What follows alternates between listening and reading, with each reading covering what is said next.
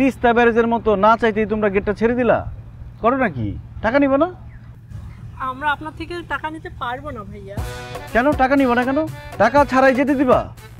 জি দুলা ভাই, আমরা আপনার কাছ থেকে কিভাবে টাকা নেই? আজকে আপনার বিয়ের দিন, আপনার সাথে আসার মতো কোনো আপন মানুষ নাই। এরকম অসহায় লোকের কাছ থেকে আমরা গেট ধরা টাকা কিভাবে নেই?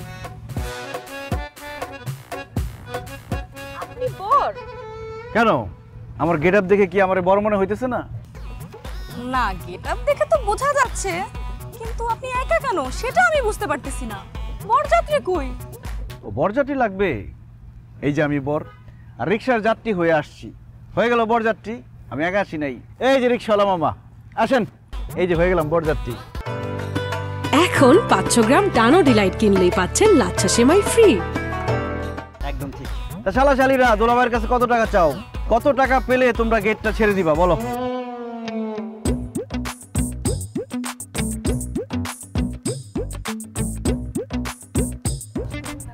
মনে হচ্ছে বেশি টাকা চায়।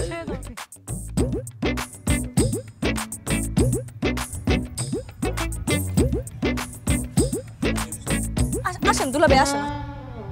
কি ব্যাপার? তিস্তা ব্যারেজের মতো না চাইতেই তোমরা গেটটা ছেড়ে দিলা, করো নাকি? টাকা নিব না? আমরা আপনার থেকে টাকা নিতে পারবো না ভাইয়া। কেন টাকা নিব না? কেন টাকা ছাড়াই যেতে দিবা? জি দুলা ভাই, আমরা আপনার কাছ থেকে কিভাবে টাকা নেই? আজকে আপনার বিয়ের দিন, আপনার সাথে আসার মতো কোনো আপন মানুষ নাই। এরকম অসহায় লোকের কাছ থেকে আমরা গেট ধরা টাকা কিভাবে নেই? আপনি এমনি আসেন। আপনার অসহায়তা দেখে আমাদের ইচ্ছে করছে আপনাকে কিছু দিতে। তাই আমাকে দিতে ইচ্ছে করতেছে? ঠিক আছে, তাহলে যার কাছে যা আছে মুক্ত হস্তে এই অসহায় বরকে দান করুন। ভাইয়া দিয়ে দেন তো। ভাইয়া দেন।